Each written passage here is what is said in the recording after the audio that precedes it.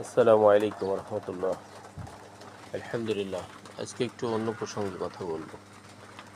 আলহামদুলিল্লাহ, মা বোন ভাইরা, আমি আপনাদের পায়ে হাত দিয়ে অনুরোধ করে বলছি, আপনারা কেউ পরকীয়ায় লিপ্ত হবেন না। পরকীয়া লিপ্ত হওয়া এত বড় গুনাহ, এত বড় জঘন্য, তা আপনি নিজেও কল্পনা করতে পারবেন না। যে আপনার সাথে পরকীয়া করে, সে কি আপনাকে ভালোবাসে?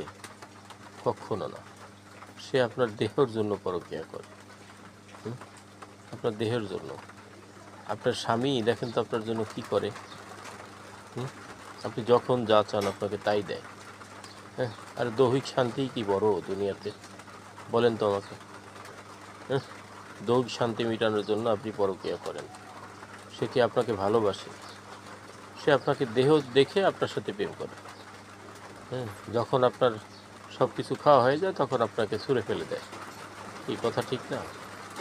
আসুন আমরা এই সমস্ত সব কিছুর থেকে বেরিয়ে আসি। ইনশাআল্লাহ আল্লাহর ভয় করি, আল্লাহর রাস্তায় থাকি, আল্লাহর ইবাদত বন্দেগী করি, স্বামীর খেদমত করি, তাতে অনেক লাভ, অনেক লাভ।